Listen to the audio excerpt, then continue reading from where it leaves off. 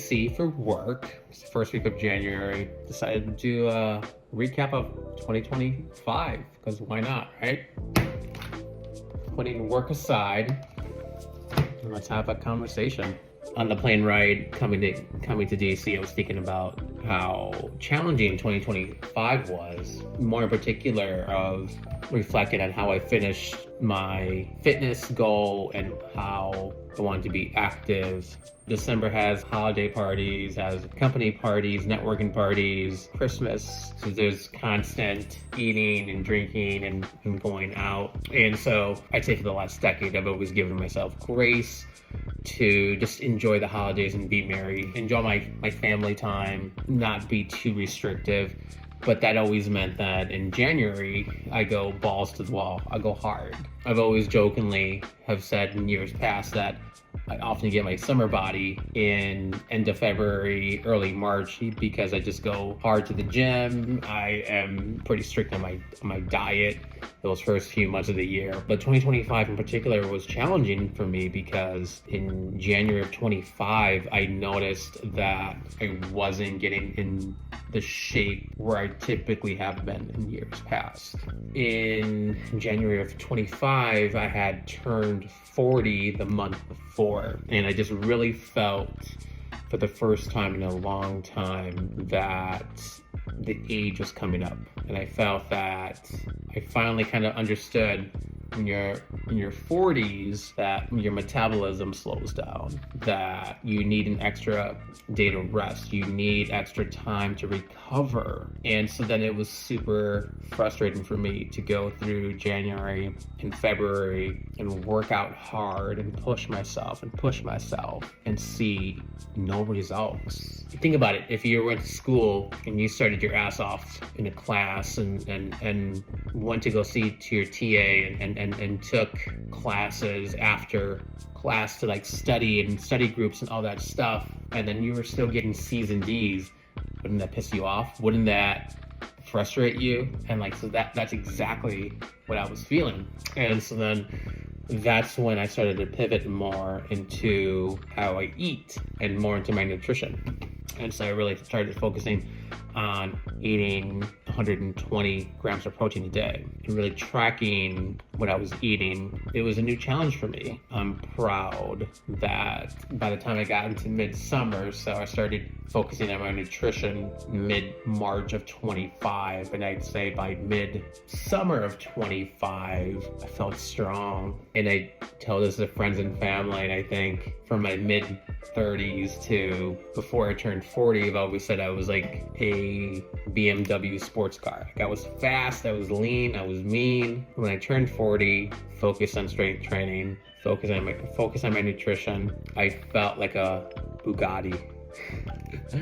Like I felt strong, I felt toned, I felt muscular, and that was such a cool feeling. It was motivating too, because I've always functioned while feeling light. So I'd skip breakfast, I'd eat a light lunch, and I'd eat a semi-light dinner. So then I would wake up the next morning feeling light, if that makes sense. But I wasn't giving my body the nutrients it needed. So I'm just super proud that I recognized that something was off in my fitness, something was off in my journey. And instead of it derailing everything for me, instead of derailing my life, my fitness, my goals, being depressed, being frustrated, I was able to find a solution. Now I shared with you the food portion and the nutrition portion, but like in terms of the fitness, it was a banner year for me. I killed it.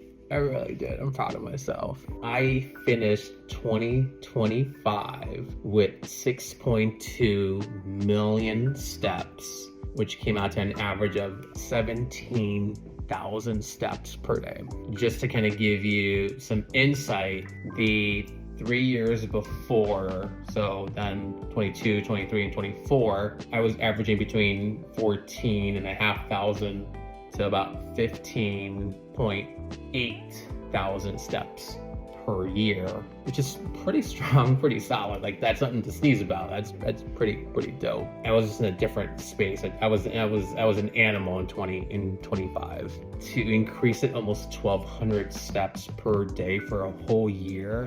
I mean, the dedication, the consistency, the intensity. Yeah, I'm just proud of myself. Like, that's a lot. I remember reading this one stat where it said that it takes about 66 days to create a good habit. And so on top of the 17,000 steps I averaged last year, I finished the year with a consecutive streak of at least 10,000 steps for 175 days, which is almost half the year.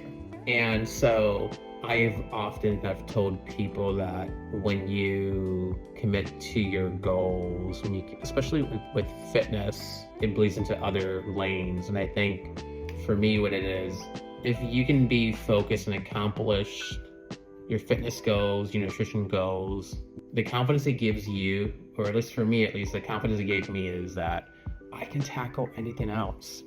Whatever life throws at me, I can beat it, because I proved to myself that I can be active, I can work out, I can, when it's raining, when it's snowing, when it's cold, when I'm feeling unmotivated, I still do the work.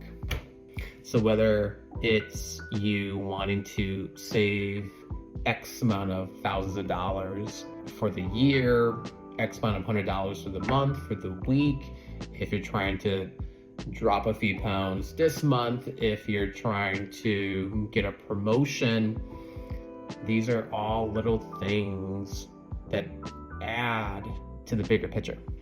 And it's confidence. It is betting on yourself. It is showing up for yourself. It's respecting yourself. I feel like too often we try to go for shortcuts. And in the example of my steps last year, I mean, there are no shortcuts. Either you walk, either you work out, either you go on the treadmill, either you go for a long run. It's making choices. It's you are needing to go to a grocery store, which is maybe a mile away, and saying, you know what, I'm gonna walk to the grocery store. It's choices, it's decisions. And I didn't take shortcuts. You can't manipulate 17,000 steps per day for a whole year. It just doesn't work that way. And so I think too often we have to work, but expect full credit. And life does not work that way. The message I want to get across is that anyone who is watching this and thinking they are hitting rock bottom, or they are in rock bottom, or they're neutral in life, or they're stuck. I've been there. I'm 41, and I vividly remember being 27 and being divorced, being overweight by over 50 pounds, living paycheck to paycheck, having crappy credit score, and being directionless in my career. And I think that could have been enough for me to just say, you know what, I'm 27, but I'm not going nowhere. I made the decision, that's not the life I wanted. Each month, each year, I wanted to get a little better, a little stronger, improve myself. You do have to play the long game. You do have to be patient. When you bet on yourself and you have that intensity, the world feels it. So my hope for everyone and anyone watching is that in 2026, you kill it. You take all the negativity from past years and you have a clean slate. What do you want to accomplish this year? What do you want to do? Who's the person that you want to become? Write that down. What is your goals? That's X. Y is then what are the steps, decisions, action items that you need to take to be that person? Once you know that, once you write that down, then it becomes Z. That's the standard. Once you know that, and the standard is the standard, and you don't take shortcuts, you don't compromise, you don't negotiate with yourself. I hope that resonates with some of you. It is late. I'm taking an Orange Theory workout tomorrow morning. Gotta go to bed. Bye, everyone.